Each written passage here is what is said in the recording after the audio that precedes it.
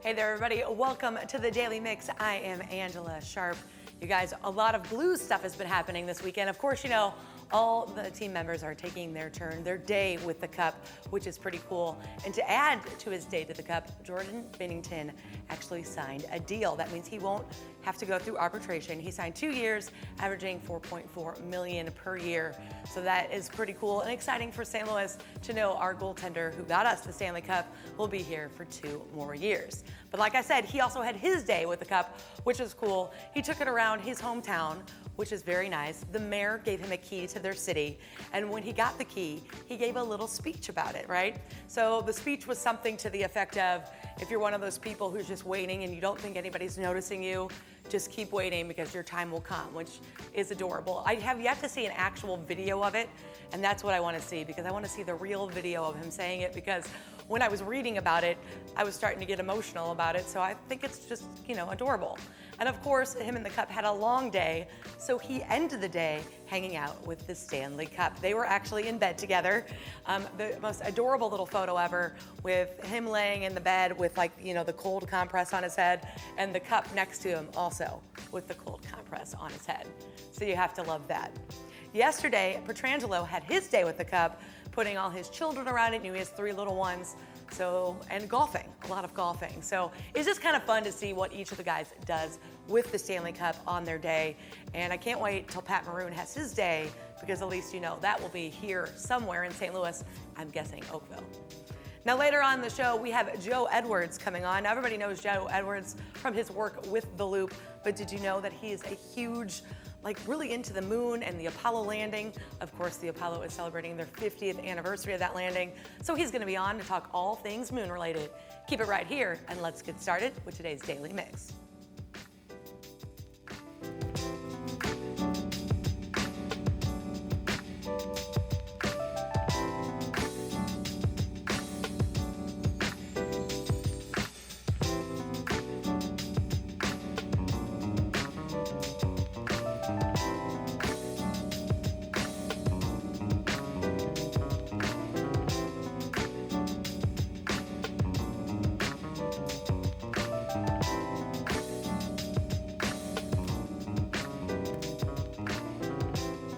Summertime is filled with some of the best concerts of the year.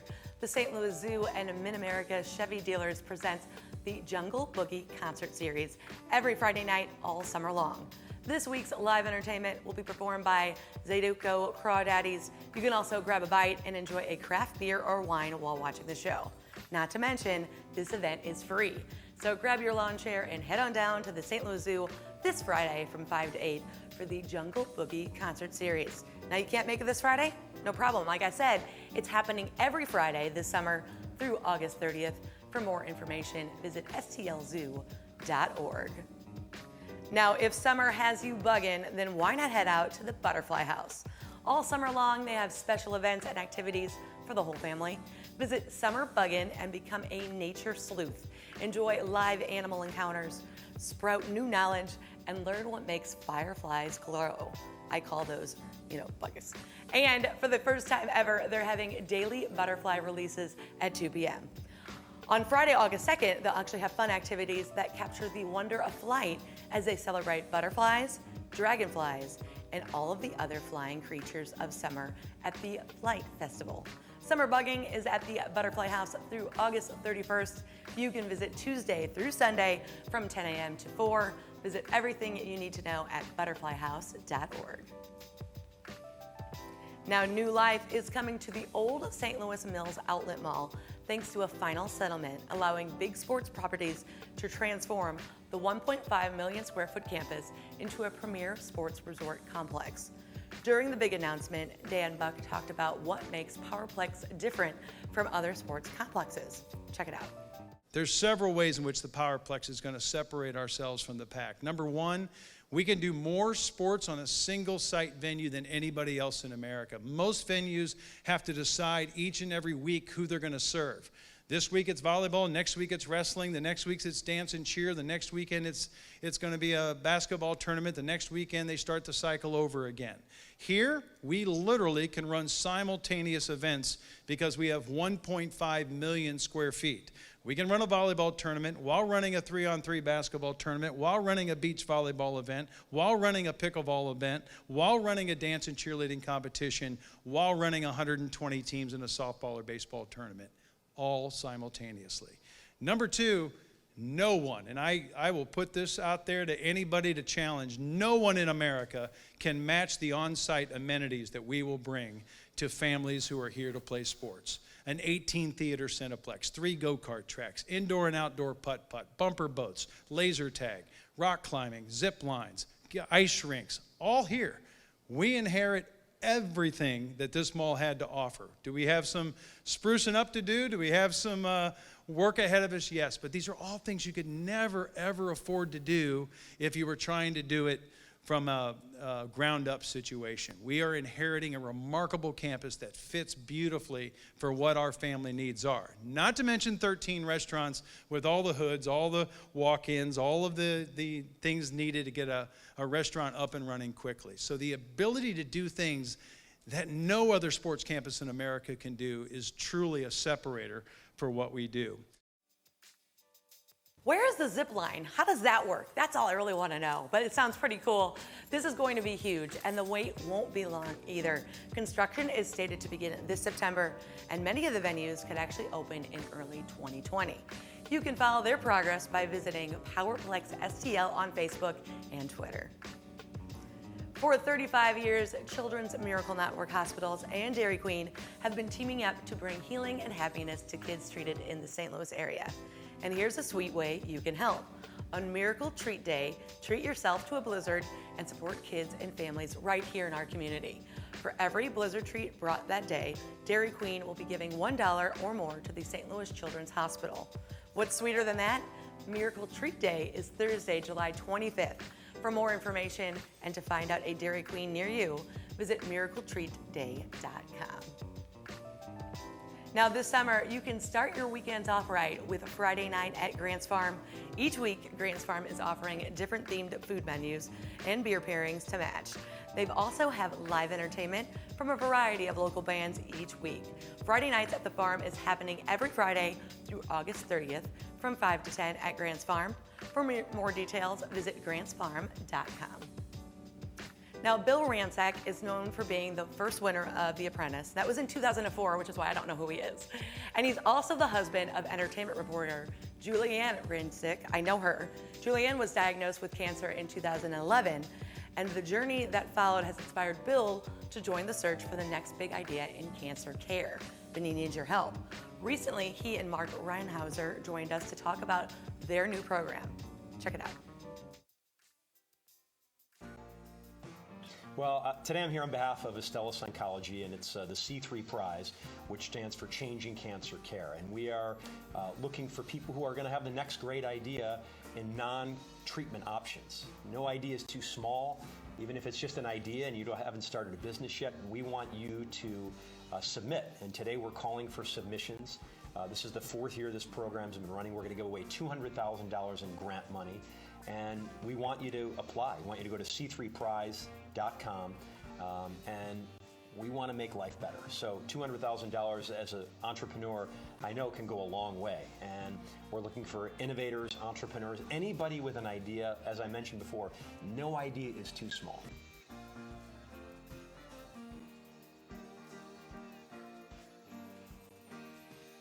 Anybody is eligible to apply. No idea is too big or too small. We'd like to see them all. You don't have to be a tech entrepreneur or a physician. You just have to have an idea.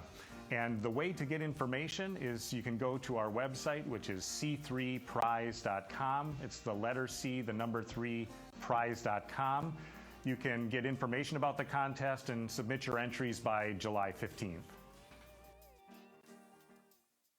No idea is too small, and of course everybody who deals with somebody who's going through cancer knows you need more progress in cancer care. So you can see more of our interview with Bill and Mark right here on STL TV and on our YouTube channel, so check that out. Thursday nights are a great time to head to the Science Center for some after-hours fun. Science at Sunset features summer fun for all ages, including live music, fun activities in the Grow Gallery, access to game exploration, discounts on Pompeii, the Exposition, and the OmniMax Theater, food and drink specials, and more. Science at Sunset is held from 5 to 8:30 every Thursday night through August. Now, but if you want to catch up on some films at the OmniMax, you'll need to act fast. Cuba, Journey to the Heart of the Caribbean, Superpower Dogs, and Volcanoes, The Fires of Creation will all have their final showing on July 28th. After that, the OmniMax will be closed for renovations. Upgrades will include a new IMAX with laser projection and state-of-the-art sound, new seats, a seam-free screen, and more. The new and improved OmniMax Theater is expected to reopen in late November. You can learn more at slsc.org. I'm glad they're putting in the no seams.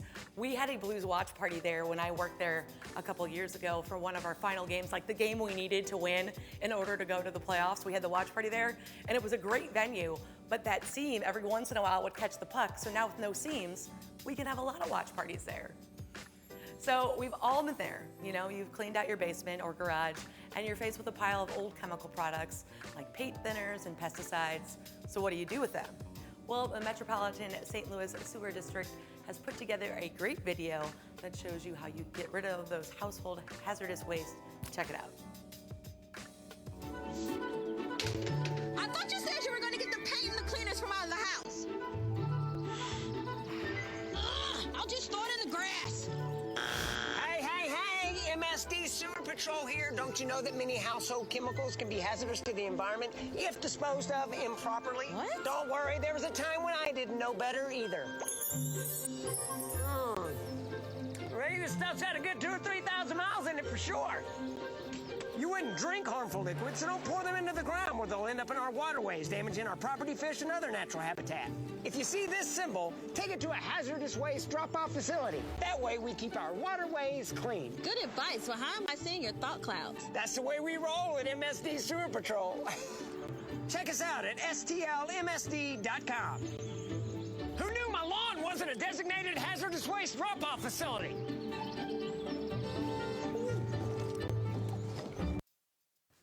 I just love Timmy Zell. He made that very funny, but it is a very serious issue. If you're a St. Louis City resident, there are 2 household hazardous waste locations where you can dispose of your items, and once a year, you can recycle up to 50 pounds of material for free. To learn more, visit hhwstl.com. Now, it's hot out there, and the sweltering heat isn't just dangerous for us. Our furry friends can also be at risk, too. The APA of Missouri has some helpful tips to help keep your pet cool during the hot summer months. Take your daily walks in the early morning or late evenings when it's cooler. Keep them off the asphalt and concrete when the temperature is high so they don't burn their pads on their paws. Make sure they have plenty of fresh water and shade. And if your pet gets overheated, get them to a cool area with drinking water and cover them with a damp towel and take them to the vet right away. For more great tips, be sure to follow them on social media or visit apamo.org. Now, during the dog days of summer, you can raise a pike for pets at Urban Chestnut. During Purina's Dog Day Fridays, you can bring your fur baby to the East Lawn of the Grove Brewery in Beer Hall for cold beer, tasty food, games, a photo booth, and more. Are you still looking for the perfect furry friend? You just might meet your perfect match. Adoptable pets from different shelters are ready to mingle at every event. Dog Day Fridays will take place the first and third Friday of each month through September from 4:30 to dusk. For more information, visit urbanchestnut.com/dogdayfriday. Now, Disney's highly anticipated adaptation of The Lion King is almost here, and it's already getting lots of praise. It'll be Disney's 3rd live action. Hold on, it's not really live action because it's CG, so I don't know how they get to say it's a live action film, but that's fine. It's not as cartoony as it used to be. That will be called the best adaptation of the season. Now, the all-star cast includes Beyonce, James Earl Jones, and Seth Rogen, to name a few. So let's check it out.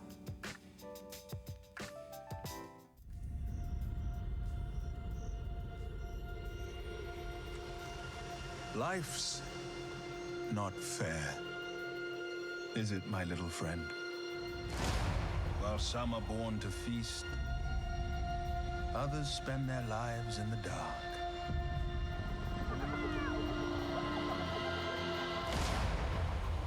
begging for scraps.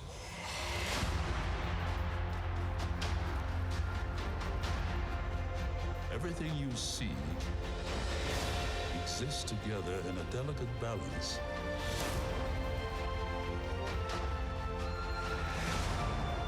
While others search for what they can take, a true king searches for what he can give.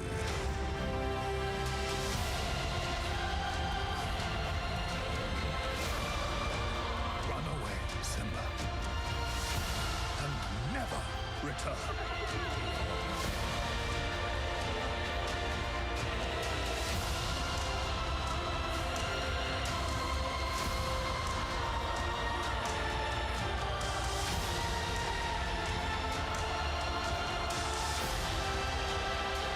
You must take your place in the circle of life.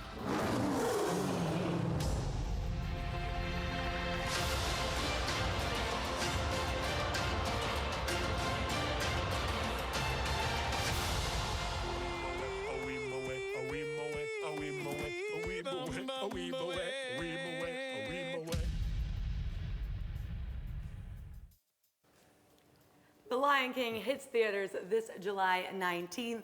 It does look cool, but I still don't get how they call it live action. But that's neither here nor there. Right now, I'm excited because I have my guest, Joe Edwards, with me. Thank you so much for joining us today. It's a pleasure. It's a pleasure. Well, I'm so happy to have you. Now, everybody knows your work with the Loop and renovating that and keeping that going. But until last week, I didn't realize that you were really big into the Apollo moon landing. Yeah, I was so impressed with that whole thing. People around the world were. July 20th, 1969, I remember watching it on a black and white television, and it's just remarkable, the risks that they took and all the technology that came about because of all the people that worked on that project. Hundreds of thousands in the United States worked on that, and so many advances in computer technology and other types of technologies came from that. That's one reason we're such a prosperous nation. Well, right, and you know what, it's different kind of talking to you about it because, you know, when I grew up, that's just part of history, that happened. But you got to kind of live through the time when that was going on and people didn't know if they were gonna make it and they wanted to beat Russia and all that. So can you kind of put us back in that time? I mean, you're young then, but do you remember like what that was like? Yeah, it took 3.5 days to leave Earth and get to the moon. In fact, just that rocket, and I have a model of the Saturn V rocket here. It's the biggest rocket ever made, still is. It took so much fuel just to get a 1/4 inch off Earth's gravity, just like that, and then it just kept going and going faster and faster. 3.5 days, they finally get there, and where they were supposed to land, there were boulders as big as school buses. So Neil Armstrong had to take over manual control and guide it, and people at NASA in Houston were going nuts. You only have 20 seconds of fuel left, and he just kept going and going until they find a spot and landed it. He had to land perpendicular to the moon or they wouldn't be able to get off. Oh. So they could have lived another few days, but Right. All the people that have written poems, written music, and all had taken pictures of the moon, it would be different if there were a couple of frozen people. So there weren't, thank goodness. Yeah, absolutely. We talked about the Apollo landing last week on the Daily Mix, and you know, they mentioned how Neil Armstrong's wife kind of wanted him to stay with the family a little bit more and not do all this moon stuff, and then he ends up being the most famous person to walk on the moon. Yeah, he definitely is, and became very reclusive because of that, all the attention. And he was a pretty quiet, laid-back guy, where Buzz Aldrin was kind of one of those, you know, and they match up well. And Mike Collins, who stayed on the Columbia and kept circling the moon to bring them back. What their families must have been going through, I don't know, because the whole world, once they landed and set foot on the moon the first time, everybody go, wow. And we weren't thinking about the families, like they're still worried they're up there, but they're not coming back yet. Right. And we can't cheer them until they're back in the ocean, bobbing up and down for the helicopter to come pick them up. Wow, I mean, it's just crazy to think about because, like I said, we learned about it as just part of history. But the Moonrise Hotel, which I've been to a tons of times but didn't realize, you have a lot of kind of display cases, kind of showcasing some of the things moon-related. Yeah, there are many display cases on the first, second floor in the rooftop garden with great views of St. Louis and Forest Park. And I love collecting, and I like mixing the rare things with the kind of fun ones, like their Christmas ornaments with Santa flying a rocket ship, for example. In the same case as one of the rarest space items of all, it's a patch taken to the moon by those three. And actually there, and I have the handwritten letter of Mike Collins. It was his particular patch Oh, wow. that Neil Armstrong took to the moon. And then I have all the moonwalkers' autographs and photographs there, and lots of other things, including a metal bank I had when it was given to me at 4 years old, right, where you push down this little thing, put a penny in it, press a button, and it shoots up into the rocket. And I spent all the pennies, but I saved the rocket. I love that. How did you acquire the patch? That's very interesting. In a space auction, every so often, people will put things up for auction, and Mike Collins put some of his memorabilia up. He was one of the 3 on the Apollo 11 mission. And so it kept getting higher and higher and higher, but I finally was able to buy it. And so I have one of the rarest items of all right here in St. Louis at the Moonrise. That's amazing. And you brought some of the items that you got here on the table next to you that we can show off too. You brought some of these. So that's the rocket we were talking about. Yeah, that's the Saturn V rocket replica. And there's a big 5-foot one on display in the lobby of the Moonrise Hotel. And here's the patch. And Mike Collins, I didn't know this until recently, he helped design that patch. Is that right? And at one time they had the olive branch in the beak of the eagle, but people thought that looked too harsh, so they moved it down to the talons. Just a record of the announcements and all by Hugh Downs, an announcer back then about the first moon landing. And then Katherine Johnson, there's a figurine of her. She's one of the great scientists, great mathematicians ever that worked for NASA. And she was so smart, once the computers, which were in their infancy, once they got all the statistics, they would run it by her. Are these computers right? Amazing. Right. No, I saw the movie kind of based around her life. Right. And the Barbie, I think, is awesome just because I collect Barbies, which is really cool. Now, you guys are having a big event for the 50th anniversary. Yeah, this Saturday from 4 o'clock on until 2 in the morning. If people want to show up, they can wear space-related outfits or whatever kind of things they want to put together. We'll have a contest of things like that, and lots of just celebrations. There'll be photo booths, and we just got 2 telescopes on the rooftop garden, so people can look at the arch and look at Forest Park and all through those, kind of like you would see at the Empire State Building. Yeah. But you don't have to pay a quarter. They're free. They're free. I love that. Well, that's even better. And of course, there's that giant moon on top of the Moonrise Hotel, which has to be the biggest pretend moon around. Yeah, it's the world's largest man-made rotating moon. World's largest rotating moon. Did not realize it hit the world. That's awesome. 10 feet in diameter, 3,000 pounds. And it just goes, I had half of it painted in ivory colors with mountains and craters, the other half in blacks and grays, so the children or adults can look up and see it go through the rotation, the phases, 24 hours a day. It's a great way to learn about it too. Well, I mean, I feel like we could have stayed here all day and talked about the moon-related stuff. You have everything going on in the Loop. Of course, everybody knows Blueberry Hill and the trolleys and everything that's going on. How can people find out more information? MoonriseHotel.com for this particular event. BlueberryHill.com has lots of history and pictures about the Loop, and VisitTheLoop.com has everything, including the directory and maps. Beautiful. So definitely check them out. And of course, if you're wanting to celebrate the moon landing, you need to go there on Saturday. I think that's the place to do it here in St. Louis. It is. Check out the St. Louis Walk of Fame, too. That's a fun, yes, absolutely. free attraction. We need to get on there. Everybody, thanks so much for joining us today. You can also check STL TV out on Facebook, YouTube, Twitter, and Instagram, and drop us a line right here at the Daily Mix at stltv.net. We want to hear from you. That's going to do it for the Mix, but keep it right here on STL TV and experience St. Louis.